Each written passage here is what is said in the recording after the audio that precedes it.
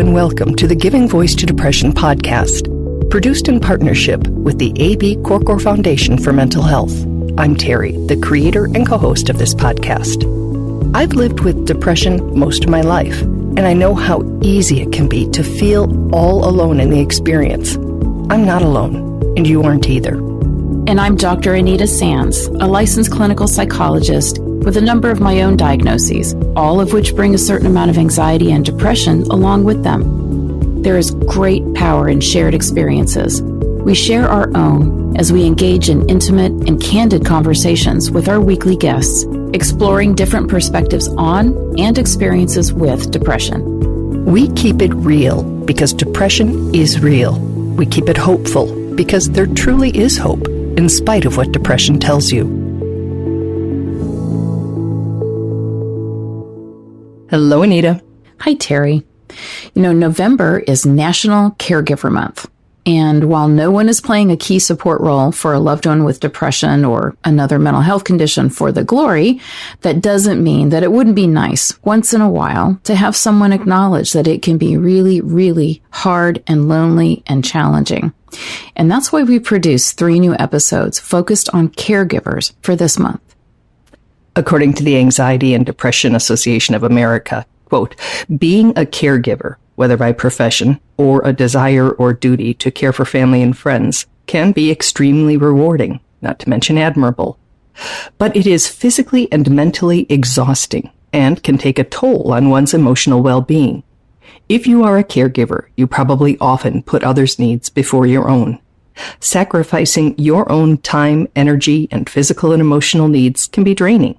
Most caregivers will feel overwhelmed, stressed, anxious, and probably even sad at some point.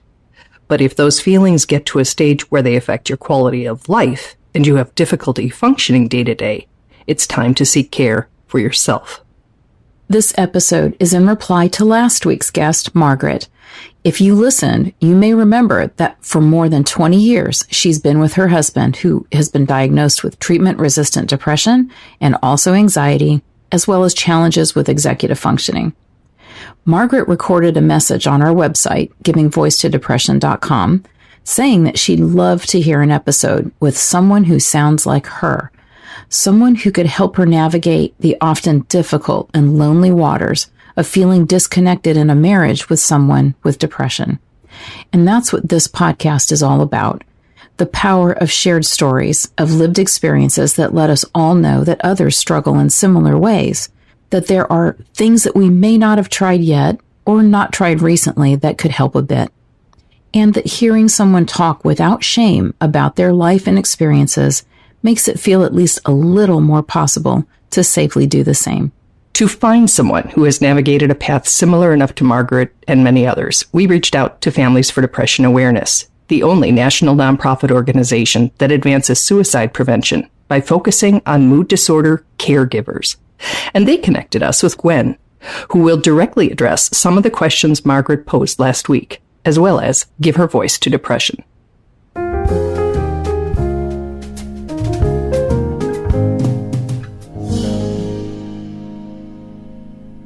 Let's start with what you're willing to tell me about your life, your family, your husband.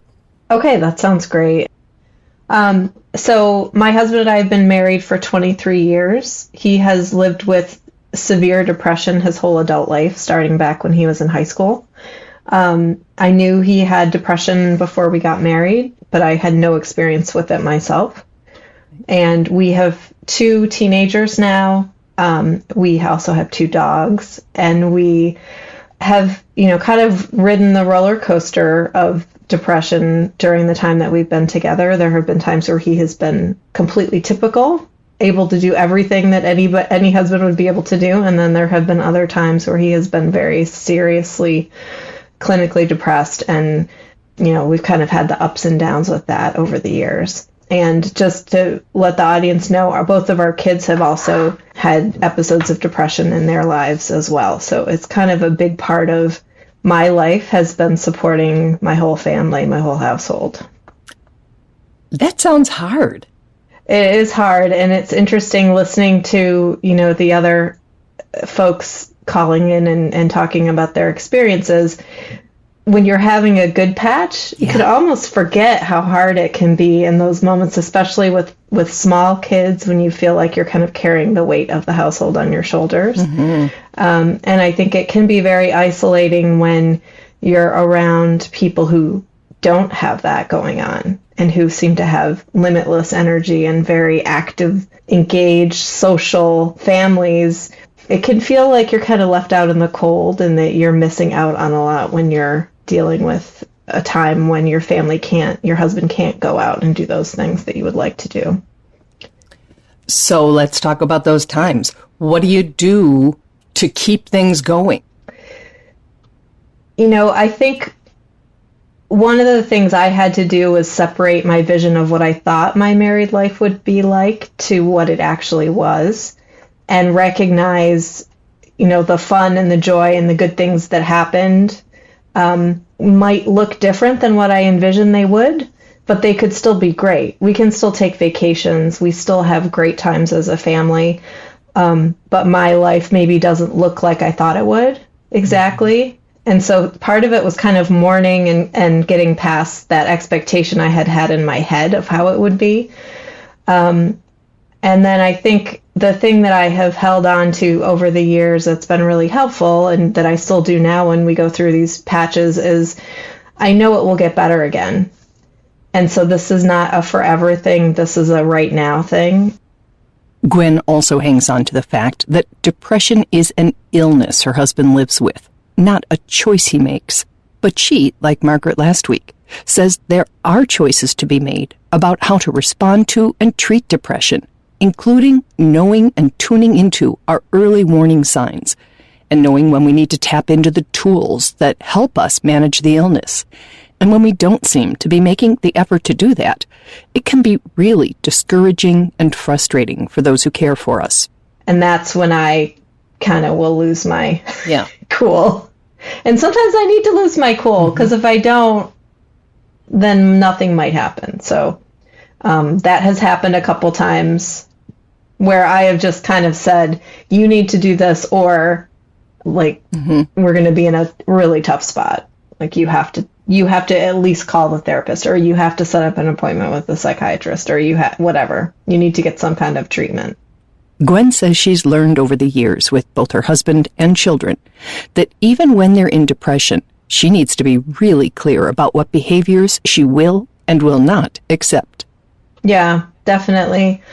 I mean, I spend some time building up some boundaries around protection around myself, so that if I have someone speaking to me in a way that is really hurtful, I will stand my ground and say, you may be depressed, but I am not okay being spoken to that way. I recognize that you are having a hard time, but that's the line. You just crossed it. And I've done that with my son, who's a teenager as well. And I don't get into how it makes me feel, or how any of the big, because they're not in a place where that, you're right. They're in pain. That is not in a place, but it's kind of there's just a line. You're not going to push me. You're not going to speak incredibly disrespectfully to me. You're not going to scream at me. Everyone in my house knows that is not allowed in this house ever. I'm not going to let you rain on my parade. I have to have a happy life. I'm working really hard to do the best I can. Part of that hard work is being mindful of how our own mental and overall health are being affected by those around us. Gwen describes it as taking steps to not be sucked into the vortex. It's they're on a roller coaster, and I'm standing in the little house where the roller coaster stops, where you get off and on. And I can wave at them when they go by, and I can talk to them and encourage them, but I am not getting on the roller coaster with them. I refuse. And that has been, it's kind of a funny little picture that I've kept in my head all these years, where I just look at them and I'm like, you are over there, you are in that. I'm not going to get sucked into that. I cannot get sucked into that. So I think it's a talent for compartmentalizing a little bit. I can't live in all the emotion with them, because otherwise I just can't function. It sounds a little cold to people who don't understand what it's like to live in this kind of environment. And to someone who does, yes. But for people who have lived with somebody, they're like, oh, that makes perfect sense. Margaret is one of those people. She posed several specific questions and challenges in last week's episode called I Wish People Understood How Hard and Lonely It Is, which Gwen compassionately offered to address. One of the questions that just kept coming up was, how do you partner and co-parent with somebody who pushes you away?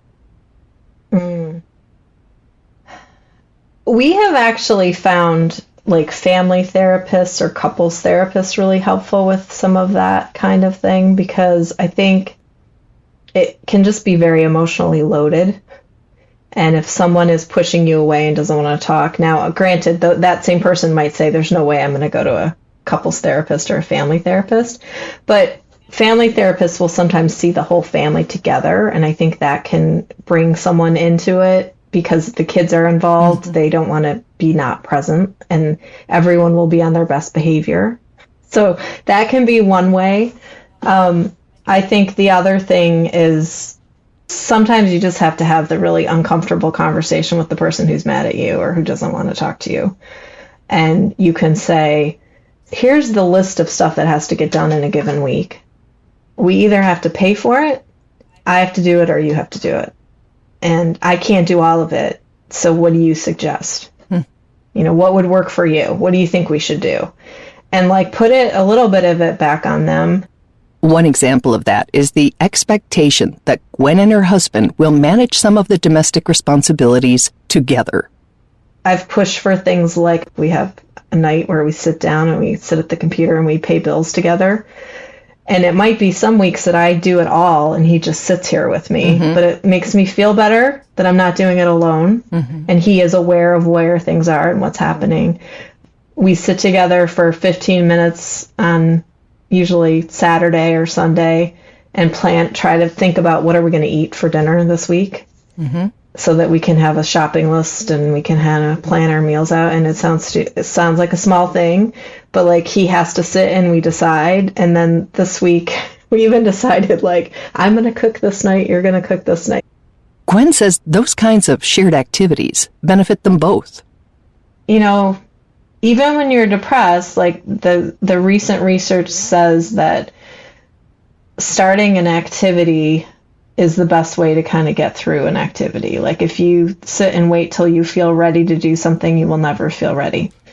And even like with fatigue that you get from cancer treatment or something like that, they'll tell you the best cure for fatigue is to actually start to do a little something. And so I don't take no for an answer with some of that stuff. Like you just have to be like, I'm tired too. I'm not depressed, but I'm exhausted. So like we're both exhausted. So should we just have eggs and toast for dinner, or do we like, what do we want to do here? Because we got to figure something out. And so trying to have a little humor around it and just find opportunities to do a little like forecasting of the week. Right. Like, here's the schedule, here's who's driving who. We have a shared Google Calendar. The whole family's everything is on the same calendar, and we can all see it, including the kids. And so the driving, the kids, and even if there are weeks where my husband isn't able to do as much, he sees everything I'm doing better because it's all on the same calendar. Interesting. It helps. And then I can sometimes say, hey, I need you to do this appointment with our daughter or whatever. And I'm always amazed at how he's able to find the energy to do stuff with the kids when it's really necessary. So I think part of it is sometimes it can be an easy out. It is easier to just opt out of everything. Yeah, an object at rest stays at rest, right? Yeah. Yeah, but if you push, they can usually do more than they even realize they can do. It depends. I know every situation is different, but I found if it was something with the kids that he enjoyed doing, it was, he could manage it. So we talked about tools a little earlier, and that was something that really came up with Margaret, that, they go to individual counseling, they go to couples counseling, and in those situations and others, you learn things that work. They tend to work better before you're really in it. But when her husband, is in it, I'll just say, he doesn't access those tools. Now, whether that's because he can't or won't, who knows? But if you could just sort of address that, maybe it's the same things we've been talking about. There's this idea in psychology of stages of change, which is about people can only be ready for what they're ready for at that point, and no amount of pushing from the other person can get them to move to the next step. So it can affect things like, willingness to get treatment, or they're accepting that they're there again. Like, that's a big one in our house, like not wanting to admit that we're back there again. Mm-hmm. So I think you can only just put it out there and try to, say what you're feeling and how it's affecting you and how it's affecting the family, the whole family, and hope that they start to see it as well and take action. I also am kind of a gentle nudger. Mm-hmm. So, hey, I'm taking the dogs for a walk. Why don't you come with me? I will go in and rattle my hangers around in the closet when I feel like he's sleeping in too late and I know he's going to throw off the schedule, without being passive aggressive about it. You can do quite a bit to nudge people to kind of do some things that are going to help them. But it's tough. If they really are not ready to be helped, then no amount of helping is going to probably change things drastically. And it can be hard to be patient. Mm-hmm. Oh my gosh, yes.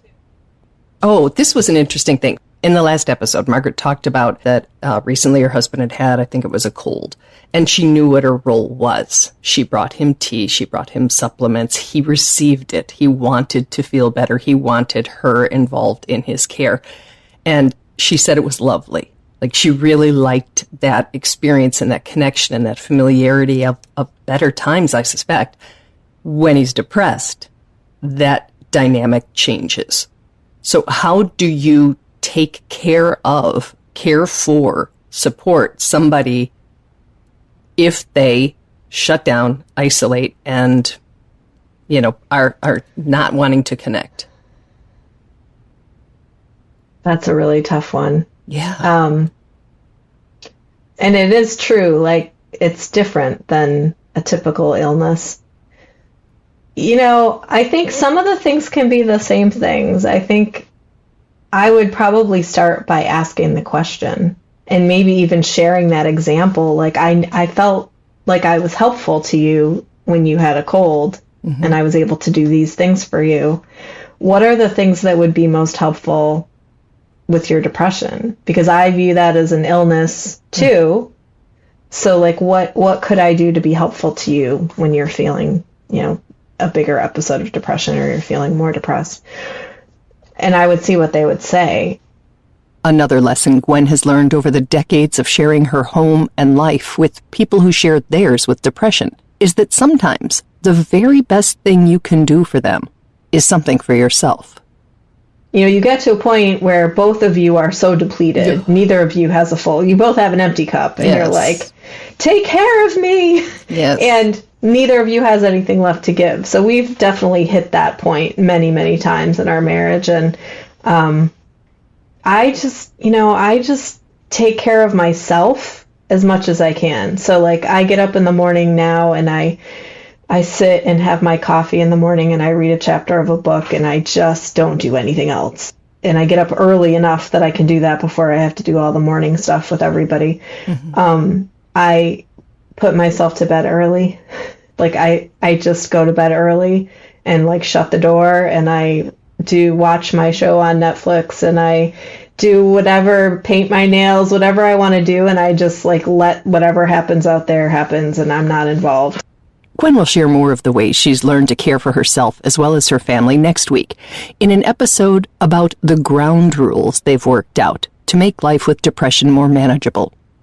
I've had those times where you just feel like you're pounding your head against a wall and you're like, what is gonna get us through to the next step? It has, I will say, to encourage people, for us, it has gotten better and easier and we communicate more and we use the tools more and everything as time has gone on. But it's taken a lot of therapy and a lot of work for him to get there, and a lot of treatment. But there is hope that it will get better. I think it can definitely get better.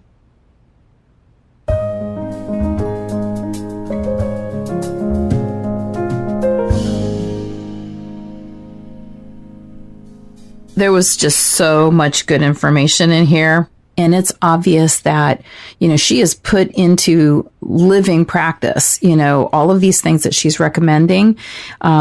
I love the nudging, gentle, persistent nudging of the person with depression.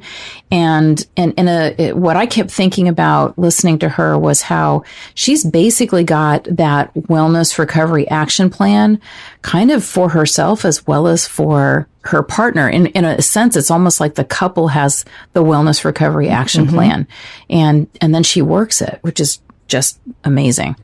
Yeah, having those things agreed upon, then when she is able to say, hey, you might not notice this yet, but I'm seeing your early warning signs, that it's been agreed upon. She says that. He accepts that to the best of both of their abilities. And that just makes so much sense, because otherwise someone walks in the room, slams the door, you're sitting there with the kids and dinner and practices and whatever your life entails, and you got no plan. And really what I love is that this preserves the relationship. It doesn't allow depression to call the shots, so that we've got this plan about what will I do? What will you do? What will we do? What kind of self-care will I need to move into now that I'm, going to be a caretaker for a certain amount of time? And doing that just kind of doesn't allow, like you said, depression to sort of like decide what's going to happen here. Like I'm going to dictate this person's behaviors and their moods. And it's already taking over so much control. This protects not just the person with depression, the caretaker's mental health, the family's mental health, and in a sense, the marriage as well. So I love what she's talking about here. It's all good stuff. It is. And it's the talking about it is the key here, right? Because especially, maybe I shouldn't say especially, but, when a partner maybe is asking you to keep this quiet, this is private, this is my business, this is family business, those kinds of things. Well, then you're on your own. And so as these things are happening, they are affecting everybody else in the house. And if you can't have a plan, and if you can't talk about it, and that was Margaret's situation in the first podcast, and when you're alone, it's so much harder, because being alone's hard when you're doing something really difficult. Absolutely. And then you're doing something really difficult. So I love that Gwen is just saying, this is what it's like. This is what we do. This is what might work for you. Take what you want and leave the rest. Absolutely.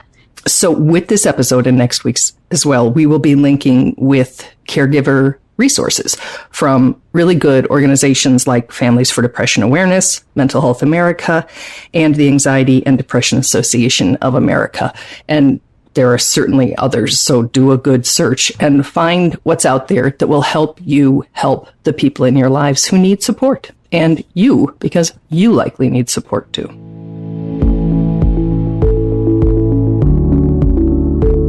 We truly hope that our podcast brings a little more understanding, helps you better articulate and reflect on your own experience with depression, or better understand how to support someone else who is struggling. If this episode has been of comfort or value to you, know that there are hundreds of others like it in our archive, which you can easily find at our website, givingvoicetodepression.com. And remember, if you're struggling, speak up, even if it's hard. If someone else is struggling, take the time to listen